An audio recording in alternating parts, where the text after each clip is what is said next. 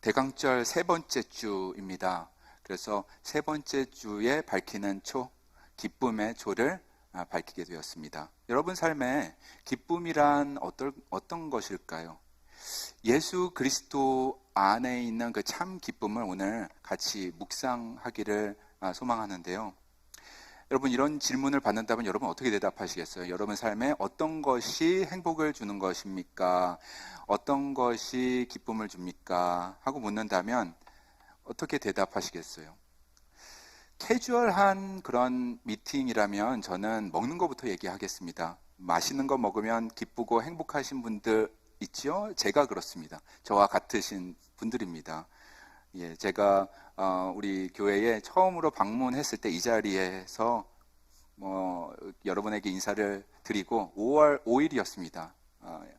여러분의 얼굴을 이렇게 뵙게 되고 끝나고 나서 친교실에서 먹은 것, 그것이 바로 국수였습니다. 제가 제일 좋아하는 게 국수인데요. 그 국수를 먹으면서 이 교회구나 생각이 들었습니다. 저는 특별히 베트남 국수를 참 좋아합니다. 오죽하면 캄보디아 살 때에 버스를 8시간을 타고, 캄보디아하고 베트남하고 붙어 있는 거 아시잖아요. 8시간 버스를 타고 가면 중간에 이제 국경이 나오는데요. 거기에서 여권을 보여주고 비자를 보여주면 이제 호치민 시티까지 거기서부터 한 3시간 반 정도 더 들어가면 나오게 됩니다.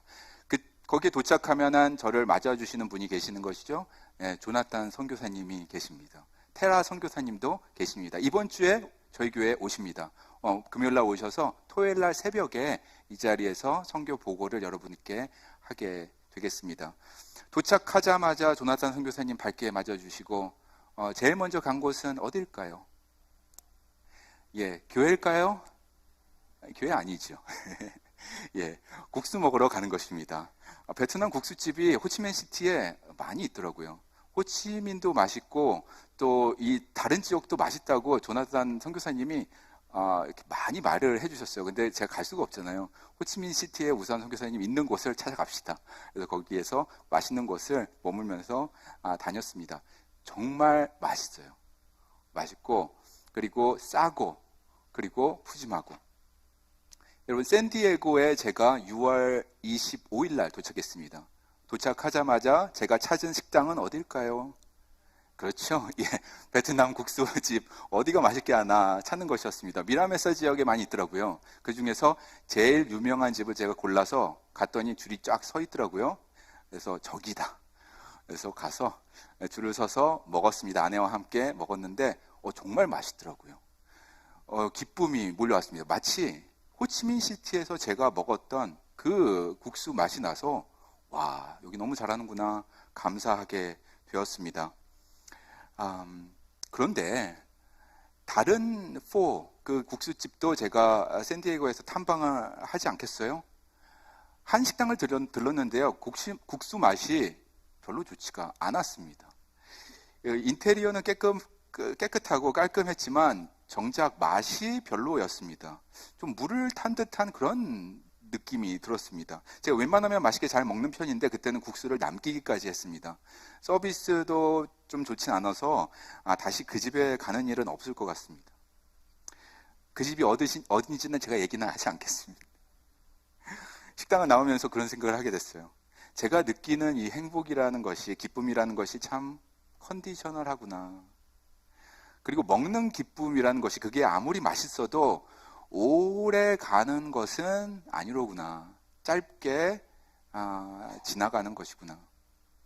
점심에 제가 좋아하는 제 입맛에 맞는 베트남 국수를 먹고 행복하고 기쁜데 저녁에 입맛에 맞지 않은 음식이 나오면 기쁨은 벌써 저만치 사라져 가버리고 마는 것입니다. 한국 TV 예능 좀 보시나 모르겠는데요. 예능 프로그램 그런 거 볼 때 제가 넋놓고 볼 때가 많이 있습니다. 그냥 거기에 빠져서 보게 되더라고요. 그리고 프로그램이 끝나고 정신을 차려보면 2가지가 남더라고요. 하나는 먹는 것, 그리고 다른 하나는 여행입니다. 먹는 것과 여행, 이게 또 무한 반복되는 것입니다. 매주. 그러면서도 계속 보게 되는 것이죠. 계속 찾아보게 되는 이유는 대리만족을 주기 때문입니다. 여행 가서 행복한 모습을 보면 우리도 행복해지는 것 같은 거죠. 그리고 그것이 잊어질만 하면 그 다음 주에 다른 곳에 여행을 가는 것입니다. 무언가 맛있는 것을 먹어서 행복하고 좋은데 그것도 이제 오래 가지 않으니까 또 행복해져야 하니 또 찾아 먹는 것입니다. 또 만들어 먹는 것입니다. 이것이 무한 반복되는 그런 프로그램들입니다. 그걸 알면서도 넉넉히 이렇게 보게 되는 것이죠. 우리 삶에서 느끼는 기쁨과 행복이라는 것이 그리 길지 않다, 마치 AA 배러리와 같다라는 느낌을 갖게 됩니다. 제가 오늘은 AA 배러리를 껴놨습니다. 그래서 잘 나오네요. 마이크가. 물론 우리의 소소한 일상 여러분 중요하겠습니다. 저는 소소한 일상을 참 소중하게 생각합니다. 가족들과 시간 보내고 같이 맛있는 거 먹고 그런 소소한 일상에서 얻는 기쁨 너무나 중요하고 소중하겠습니다. 하지만 오늘 이 아침에 여러분과 저 한 걸음 더 들어가서 이 기쁨에 대해서 좀 묵상하기를 소망합니다. 이 대강절을 맞아서 참 기쁨이 무엇인지 묵상해 보기를 원합니다. 상황에 따라서 변하지 않는 그것, 길고 오래 가는 그것, 감정에 따라서 일희일비하지 않는 그것, 그런 기쁨 있을까? 내면 속 깊은 곳에서 솟아나는 그런 기쁨, 그냥 사그라지고 없어지고 소비되는 기쁨이 아니라 오랫동안 경험되는 어떤 뜨거운 기쁨, 그런 것이 있을까? 여러분 그런 게 있을까요?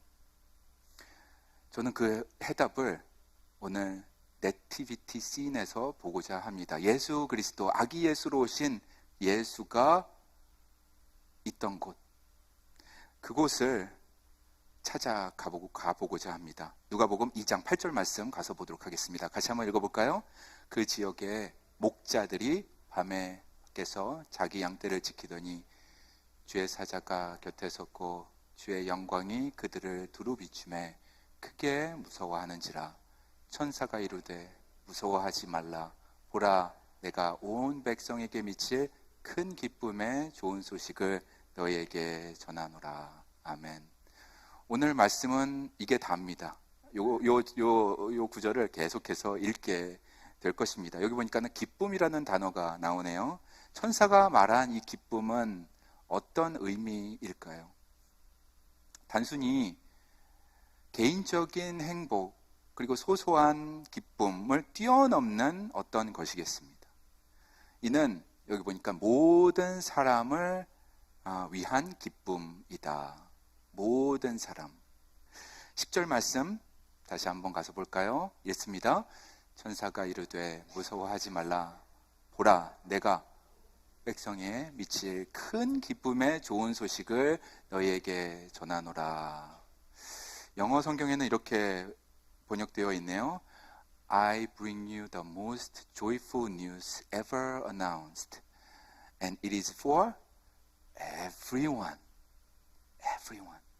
모든 사람에게 주시는 그 좋은 소식, 큰 기쁨 되겠습니다.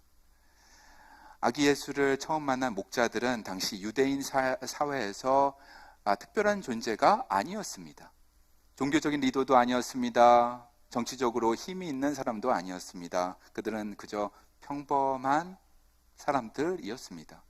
당대에서 오히려 낮은 계층에 속한 그런 사람들이었습니다. 그럼에도 불구하고 하나님의 그 영광이, 쉐카이나 영광이 이들에게 먼저 있었습니다.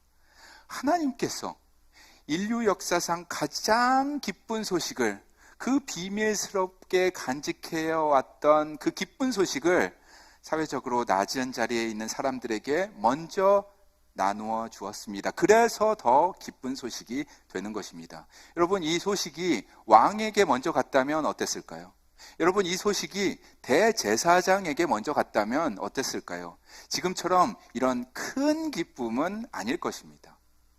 신분이 높거나 낮거나 누구에게나 나누어진 소식, 공평하게 세상 누구에게나 나누어진 그 소식, 하나님의 계획, 구원의 중심, 그동안 비밀스럽게 간직되어 온 그 소식, 인류를 구원할 메시아의 오심을 보통 사람 중에 보통 사람, 목자들에게 먼저 보여주신 것입니다.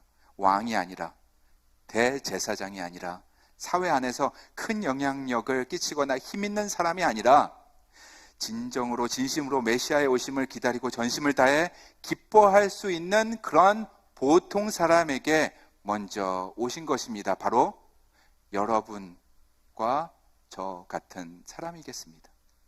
그러므로 이것이 복음입니다.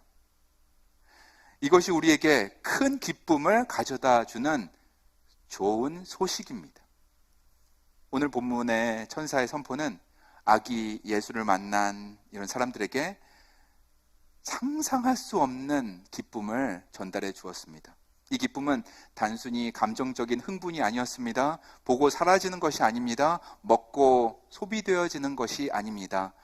내면 깊숙한 곳에서 올라오는 그 따뜻함, 그 은혜, 그 감격, 그 기쁨이었습니다. 하나님의 약속이 성취되었음을 깨달을 때만 경험할 수 있는 그 기쁨이었습니다. 아, 그렇구나. 구주가 오셨구나.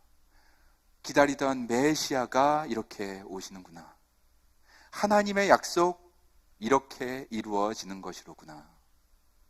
하나님의 약속이 성취된 예수 그리스도의 오심, 이보다 더 귀한 축복은, 기쁨은 없는 것입니다. 누가복음 2장 10절 말씀에 이렇게 기쁨을 표현하고 있습니다. 같이 읽어볼까요? 천사가 이르되 무서워하지 말라. 보라, 내가 온 백성에게 미칠 큰 기쁨의 좋은 소식을 너희에게 전하노라. 아멘. 너희에게 큰 기쁨의 소식. 조이인데 그냥 조이가 아니라 어떤 조이라고요? Great joy라고 그렇게 번역이 되어 있습니다. 어디에서 이런 기쁨이 있었다고요? 아기 예수가 태어난 자리에서. 바로 그 말구유에 누이신 아기 예수와 마리아와 요셉, 그리고 아기 예수의 탄생을 진정으로, 진심으로, 기쁨으로 받아들인 목자들, 그곳이, 그 거룩한 곳이 우리 모두에게 기쁨을 주는, 큰 기쁨을 주는 자리였던 것입니다. 여러분, 우리 속담에 슬픔을 나누면 반이 되고 기쁨을 나누면 2배, 배가 된다, 이런 속담이 있습니다. 기쁨을 여러분 혼자만 가지고 있다면 무슨 의미가 있겠어요? 혼자만 좋으면 큰 의미가 없는 것입니다. 기쁨이라는 것은 나눌 때 더 풍성해지고 더 기쁘고 피차에 더 행복해지는 것입니다. 며칠 전 뉴스를 보니까는 그런 뉴스가 있더라고요. 프랑스 파리에 노트르담 대성당이 재건축이 되어서 이벤트를 크게 하는 것을 보게 되었습니다. 이 마크롱 대통령이 초청해서 많은 유명한 사람들이 그곳에서 감사하고 축제를 벌이는 그런 이벤트를 보게 되었습니다. 여러분, 노트르담 대성당 유명하지요? 너무나 귀하고 아름답고 유명한 곳입니다. 빅토르 위거의 그 소설의 배경이 되는 그런 곳입니다. 노트르담의 꼽주, 그죠? 노트르담의 꼽주 쓴 다음에 이제 레미제라블을 쓴 것이죠. 정말로 아름답고 정말로 압도당할 수 있는 그런 귀한 곳입니다. 그리고 나폴레옹을 포함한 황제들의 대관식이 있었던 곳도 바로 노트르담 대성당이었습니다. 이런 곳이 5년 전에 불타버려서 고치게 되는데 거기 보니까는 어마어마한 돈이 들었더라고요. 수억 달러가 들어서 5년 만에 이렇게 멋지게 다시 재개장을 하게 되었습니다. 그런데 제가 궁금한 점이 하나 생기더라고요. 이렇게 아름다운 곳에서 미사를 드릴 것이고 예배를 드리게 될 것인데 앞으로의 이 예배의 모습은 어떠할까 하는 점이었습니다. 혹시 유럽에 있는 다른 유명한 대성당들과 비슷해지지 않을까 하는 그런 생각이 들었던 것입니다. 예배를 드리러 오는 숫자보다 구경하러 오는 관광객들의 숫자가 압도적으로 많지 않을까 하는 그런 생각이 들었습니다. 실제로 프랑스 국민의 2%, 전체 국민의 2%도 안 되는 사람이 일요일에 미사를 드리고 예배를 드리러 간다고 합니다. 이런 패턴은 프랑스에만 국한되는 것이 아닙니다. 영국에도 이어지고 있습니다. 독일하고 스위스에도 이어지고 있습니다. 제가 캄보디아에 있을 때 스위스에서 온 선교사님도 계셨고 독일에서 온 백인 선교사님도 계셨는데 저에게 이런 말씀을 해주셨습니다. 독일과 스위스에 있는 아름답고 역사적인 대성당 교회를 일요일에 가게 된다면 놀랄 것이다. 예배 드리러 오는 사람의 숫자가 극소수에 불과하기 때문이다. 여러분, 이게 요즘의 현실입니다. 유럽의 교회들의. 유럽에 있는 많은 교회들은 유지가 안 되니까 이제 하나하나 건물을 팔고 있습니다. 메인테넌스를 하기 위해서요. 어떤 교회는 호텔 사업을 하기도 합니다. 어떤 교회는 교회 안에 암벽 등반, 실내 암벽 등반을 만들어서 그래서 유지를 하려고 합니다. 심지어 영국에 있는 많은 교회들은 펍으로 변하고 있습니다. 펍 아시죠? 예, 음식을 팔고 그리고 맥주를 팔고 피쉬앤칩스를 파는 그러한 식당으로 변화하고 있습니다. 미국도 크게 다르지 않겠습니다. 한 통계에 따르면 앞으로 20년 안에 미국에 수만 개의 교회가 문을 닫을 것이다 라고 말하고 있습니다. 여러분, 문제지요? 예, 문제입니다. 이런 질문이 드는 것이죠. 왜 다음 세대들은 교회에 대한 매력이 떨어지는 것인가? 왜 다음 세대들은 교회로부터 발길을 돌리는 것일까? 혹시 우리가, 여러분과 제가 놓치고 있는 부분이 있지는 않는가 하는 부분입니다. 저는 그 이유를 오늘 이 대강절 세 번째 주에 이것이라고 보는 것입니다. 그것은 모든 사람들에게 마땅히 나누어져야 할 그 기쁜 소식이 제대로 나누어지지 않고 있기 때문이다. 그렇게 보는 것입니다. 가정에서 마땅히 나누어져야 할 소식입니다. 친구들 사이에, 이웃 간에, 형제 자매들에게 나누어져야 할 기쁜 소식입니다. 이것은 선물을 주는 산타클로즈가 아니라 구원자 예수께서 우리에게 오심, 그것을 나누는 것입니다. 이것이 우리 마음 가운데 묵상이 되고 또 우리 삶 가운데 제대로 나누어진다면 사라졌던 기쁨이 돌아오는 것입니다. 없었던 기쁨이 다시 생기는 것입니다. 그리고 오지 말라고 해도 이 기쁨을 경험하기 위해 교회에 자연스럽게 다시 나오게 되는 것입니다. 저는 그렇게 믿습니다. 나누어질 때, 이 기쁜 소식이 나누어질 때 문제가 해결될 것이다. 그래서 예수 그리스도께서 오신 그 자리로, 복음의 자리로 돌아가야 하겠다라는 것입니다. 나눔을 묵상할 때에, 나눔의 기쁨을 묵상할 때에 저는 느헤미야서 8장이 떠올랐습니다. 제가 성경을 읽으면서 눈물 흘린 적이 몇 번 있는데요. 얼마 전 느헤미야서 8장을 다시 펴서 이렇게 읽을 때에 눈시울이 붉어지게 되었습니다. 기쁨의 눈물이었습니다.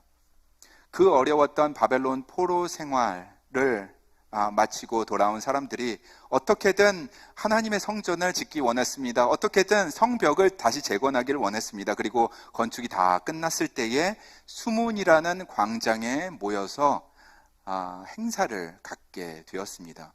이 행사에는 지위가 높은 사람만 초청되지 않았습니다. 모든 사람이 초청되었습니다. 남녀노소 누구나 올 수 있는 그런 광장이었습니다. 제사장과 대표성이 있는 사람들만 들어갈 수 있는 좁은 성전에서 할 수도 있었겠지만 그런 행사가 아니었습니다. 모든 사람, 초청된 그 그 대광장에서 이 행사를 갖게 되었습니다. 왜냐하면 나누기 위한 그 소식이 너무나 기쁜 소식이었기 때문입니다. 보여주시죠? 느헤미야 8장 1절 말씀 읽도록 하겠습니다. 같이 읽겠습니다. 이스라엘 자손이 이들의 성읍에 거주하였더니 일곱째 달에 이르러 모든 백성이 일제히 수문 앞 광장에 모여 학사 에스라에게 여호와께서 이스라엘에게 명령하신 모세의 율법책을 가져오기를 청하매. 이런 일이 그때 있었습니다. 수문 앞 광장에 사람들이 모였습니다. 왜냐하면 그곳은 큰 시장이 있었기 때문입니다. 그곳은 보통 사람들의 영역이었습니다. 보통 사람들의 삶의 터전이었습니다. 그곳에서 모임을 갖고자 했던 것입니다. 그래서 느헤미야, 에스라 그 앞에 서게 되는 것입니다. 그곳에서 에스라가 중앙에 올라서자 거기에 모여있던 모든 사람들의 시선이 그에게 집중이 되었습니다. 그리고 어수선했던 주의가 차분히 정돈되었습니다.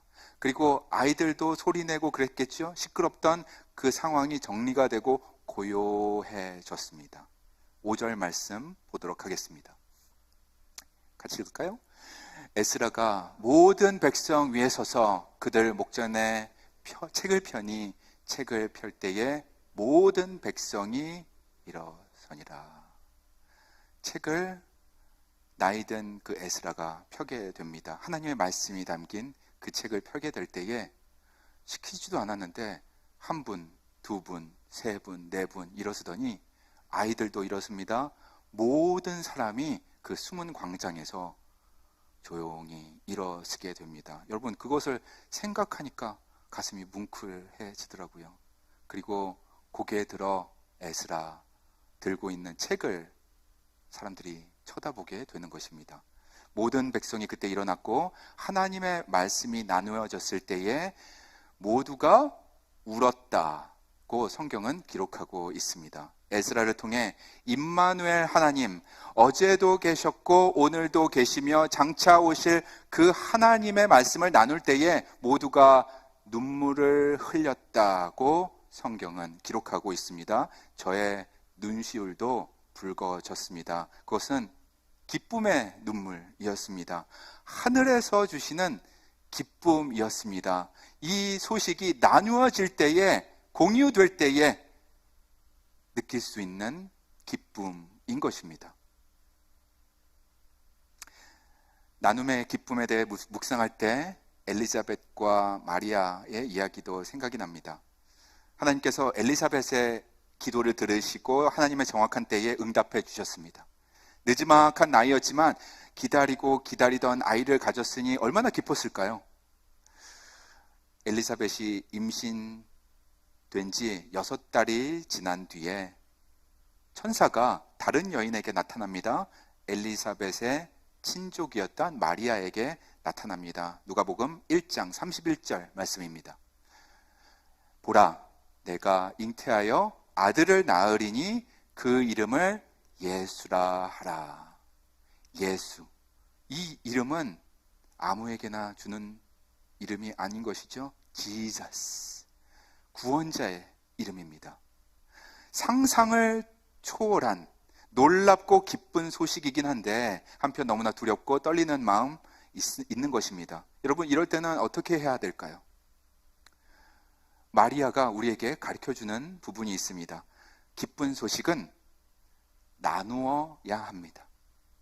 이 소식을 나누러 친족인 엘리사벳을 만나고자 할 때에 엘리사벳이 만나고 이런 말을 하게 됩니다. 엘리사벳의 고백 들어보도록 하겠습니다. 누가복음 1장 41절부터 읽습니다. 다 같이. 엘리사벳이 성령으로 충만해서 큰 소리로 외쳐 말하였다. 그대는 여자들 가운데서 복을 받았고 그대의 태중의 아이도 복을 받았습니다. 내 주님의 어머니께서 내게 오시다니 이것이 어찌된 일입니까? 다음, 보십시오. 그대의 인사말이 내 귀에 들어왔을 때에 내 태중의 아이가 기뻐서 뛰놀았습니다. 주님께서 하신 말씀이 이루어질 줄 믿은 여자는 행복합니다. 아멘. 새 번역으로 읽었습니다. 여러분, 기쁨을 나누면 배가 되는 법인데 예수 그리스도의 복된 소식을 우리가 나누게 된다면 얼마나 더 큰 기쁨을 얻게 될까요? 예수님의 복된 소식 우리가 나누게 된다면 태중의 아이도 기뻐 뛰노는 것입니다. 소식을 들은 여인이 나는 참 행복한 여인입니다 하고 고백하는 것입니다. 이 행복은 잠시 있다 사라지는 것이 아니겠습니다. 듣고 소비되는 것도 아니겠습니다. 가슴속 깊은 곳에서 올라오는 뜨거운 기쁨이겠습니다. 오랫동안 지속 가능한 기쁨인 것입니다. 구원과 영생으로 이끄는 기쁨인 것입니다. 아멘. 아멘. 여러분, 저는 사흘 전에 목요일에 한 널싱 센터에 간 적이 있습니다. 렌초 버나도 지역에 있는 널싱 센터였습니다. 저희 교회에 그 샬롬 선교 중창단이라고 있는 것 아시죠? 아시나 모르겠네요. 이 선교 중창단이 연말 대강절 때 그리고 부활절 기간에 이렇게 널싱 센터에 가서 어렵고 힘든 분들 그리고 혼자인 분들, 외로운 분들에게 다가가서 복된 소식을 노래로 전달해 주고 있는 그런 사역을 하고 있습니다. 너무나 귀하고 복된 사역인 것을 제가 가서 보게 되었습니다. 우리 한번 동영상 잠깐 볼까요?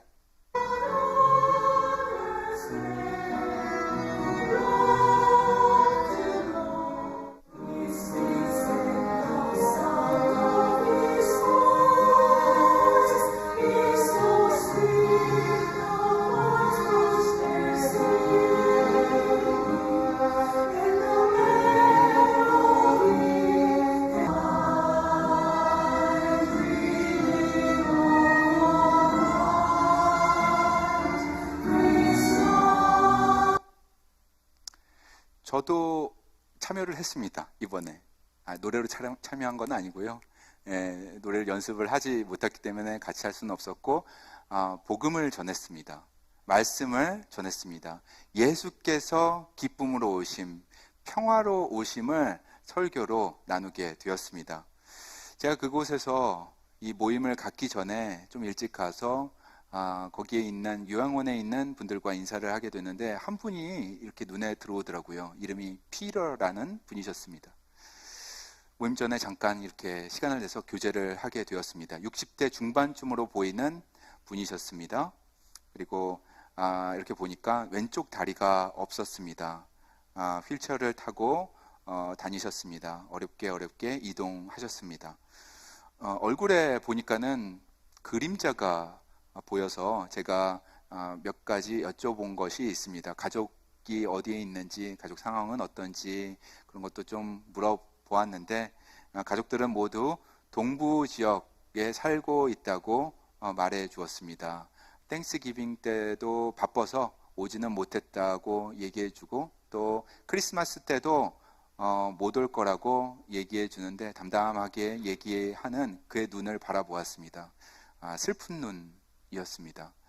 뭔가 가족 안에 사연이 많은 것 같다라는 느낌이 들었습니다.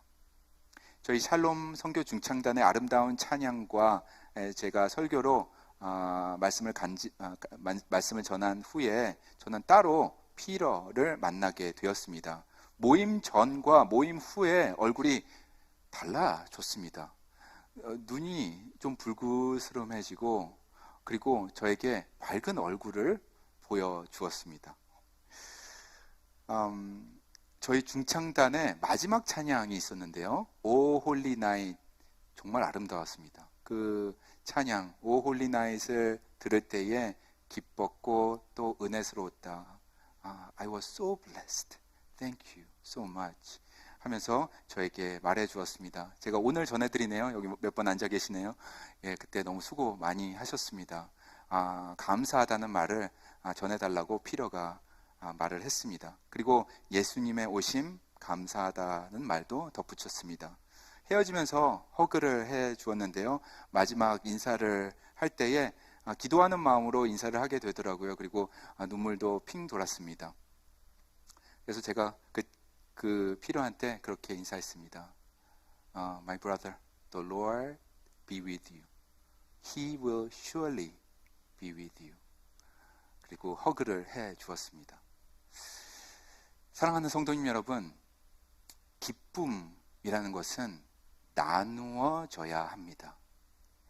기쁨이 나눌 때 배가 되는 것입니다. 확장되는 것입니다. 이것을 우리가 경험해야겠습니다. 혼자만의 기쁨, 그것은 별 의미가 없겠습니다. 나누고 전할 때에 더 기쁨으로 우리에게 돌아올 줄로 믿습니다. 예수님이 말씀하십니다. 요한복음 15장 11절입니다.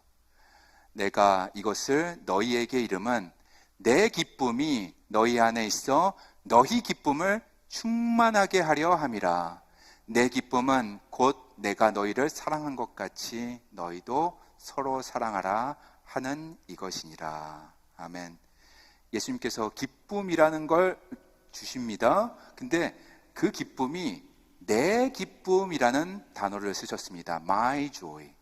예수께 속해 있는 기쁨이라는 뜻입니다. 이 기쁨을 누구에게 나눠준다?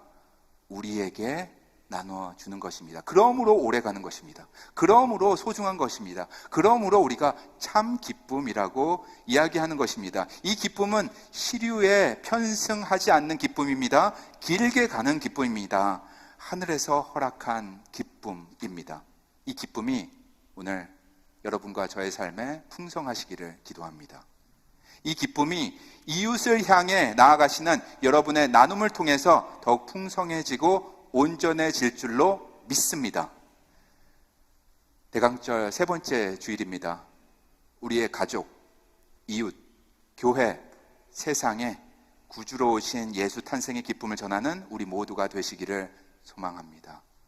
예수 그리스도의 강림으로 받은 구원의 기쁨, 그 평강을 다른 이들과 나누는 이 사명을 잘 감당하는 저와 여러분 되시기를 예수 그리스도의 거룩하신 이름으로 축원합니다. 아멘. 기도하시겠습니다.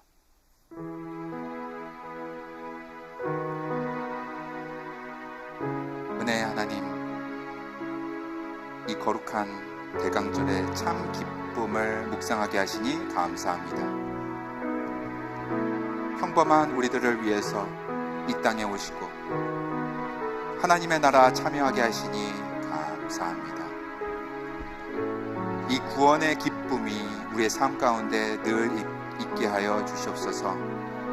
개인적으로 느끼는 그런 기쁨일 뿐만 아니라 나눔이 있게 도와주셔서 우리의 가족, 이웃, 교회와 세상에 퍼져가는데 여기 모인 우리들을 주님의 은혜 통로로 사용하여 주시옵소서. 그리스도의 강림하심으로 받은 구원과 평강을 온 우리에 나누는 거룩한 성도 다 되게 하여 주시옵소서. 예수 그리스도 이름으로 기도합니다.